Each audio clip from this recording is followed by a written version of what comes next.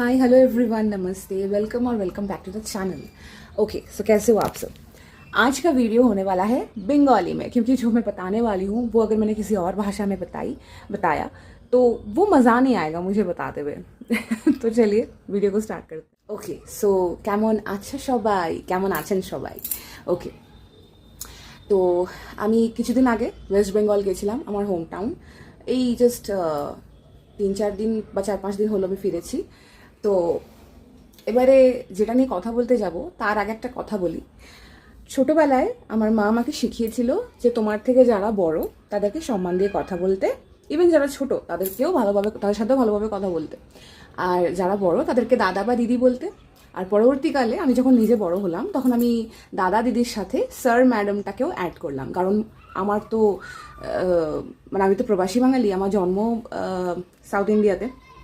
তো এখানে তো সবাই দাদা দিদি বুঝবে না। যখন মা আমাকে কথাটা শিখিয়েছিল সেই সময় আমি বেঙ্গলে থাকতাম, ঠিক আছে। আমি আমার 35 রাইট নাও, আর আমার এই 35 বছরের জীবনে আমি 4 থেকে 4.5 বা 5ও নয় মনে হয়, এই কটা বছর আমি বেঙ্গলে ছিলাম। তো যখন আমাকে আমার মা কথাটা শিখিয়েছিল তখন আমি ক্লাস 2তে পড়ি বা 3তে পড়ি। আর তখন আমাকে মা কথাটা শিখিয়েছিল যে তোমার থেকে যারা বড় তাদেরকে দাদা বা দিদি বলবে, ঠিক আছে। তো পরবর্তীকালে আমি দাদা দিদির সাথে স্যার ম্যাডামটাকেও অ্যাড করি যখন আমি কলেজে পড়তে ঢুকি বা চাকরিতে ঢুকি। তো তখন তো আর বেঙ্গলে থাকতাম না। তো এবার ব্যাপারটা হলো আমার সেই হ্যাবিটটা এখনও রয়ে গেছে। ইটস এ গুড থিং, কারণ আজকালকার মা বাবারা তো মনে হয় না বাচ্চাদের কিছু ভালো শেখায়। আমিও আজকালকারই মা বাবার ক্যাটাগরিতে পড়ি, আর আমার যখন বাচ্চা হবে আমি তাকে খুব ভালোভাবে শিক্ষা দেবো, খুব ভালোভাবে শিক্ষা দেবো। কিন্তু আমাদের মা বাবারা ঠিকঠাক শিক্ষা দিত, একদম ঠিকঠাক শিক্ষা। ওই আমার বাচ্চা গায়ে হাত তুলবো না, ওইসব বাজে কথা। একটু গায়ে হাত তুলে কিচ্ছু হয় না, একটু বকলে বাচ্চা কিচ্ছু বিগড়ায় না, বরং ভালো হয়। তো আসল কথায় আসি। হ্যাঁ, তো এবার ব্যাপারটা হলো যে আমার মা যেটা আমাকে শিখিয়েছিল সেই হ্যাবিটটা তো অফকোর্স আমার থেকে গেছে। ভালো জিনিস মায়ের শেখানো থেকে যাওয়াই উচিত। কিন্তু ব্যাপারটা হলো আমি না ঠিক আজকাল বুঝে উঠতে পারি না যে কাকে দাদা বা দিদি বলা উচিত নয়।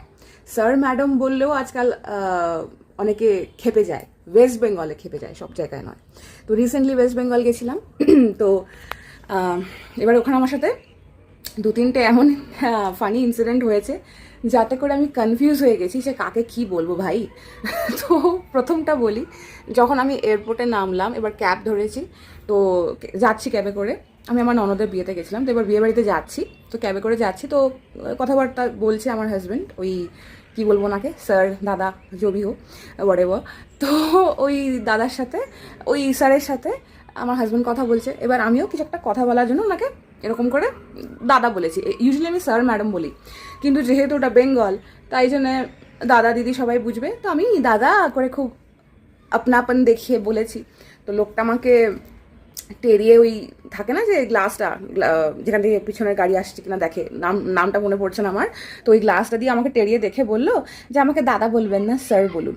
আমি বললাম বেশ, মানে মেজাজ দেখিয়ে বলেনি, আমাকে একটু মানে ইয়ে করে বললো আমাকে স্যার বলবেন, দাদাটা বলবেন না, আমি অতটাও বড় নই আপনার থেকে। প্রথমে একটা মানে ওখানেই একটা আমি খেলাম একটা। তারপর আমি ভাবলাম ঠিক আছে তাহলে স্যারই বলা যাক। তো তারপরে আমি স্যার স্যার স্যার স্যার বলছিলাম। তারপরে কিছুক্ষণ পর আবার বললো যে আমাকে নাম ধরেও রাখতে পারেন। তো ওনার নাম কি আমি আর সেটা জিজ্ঞাসা আমার করা হয়নি, আমি স্যারই বলে গেছি।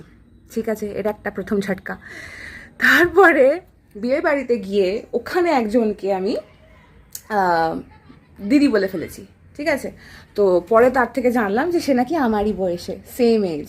তখন সে আমাকে বললো তুমি আমাকে নাম ধরেই টেকো, ঠিক আছে। তো আমি বললাম যে ঠিক আছে তুমি তাহলে আমাকে নাম ধরেই ডেকো। সেও আমাকে দিদি বলছিল। তো আমি যখন জানলাম সে আমারই এজের, তো আমি বললাম তাহলে তুমিও আমাকে নাম ধরে ডেকো, ঠিক আছে, হলো।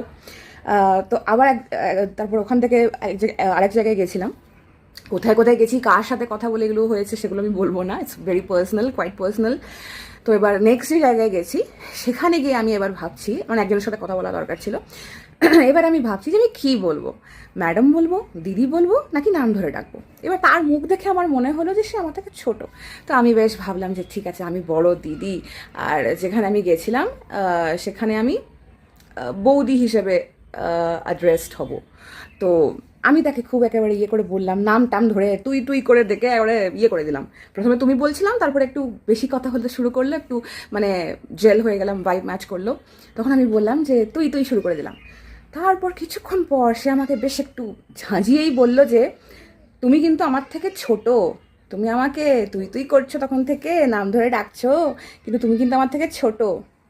যা বাবা, আমি সত্যি ভাবছিলাম যে আমি কি করব, এই আমার থেকে ছোট। প্রথমে যাকে স্যার বললাম সে বলছে, সরি, প্রথমে যাকে দাদা বলেছিলাম সে বললো দাদা বলবেন না, স্যার বলুন, আমি অতটাও বড় নই।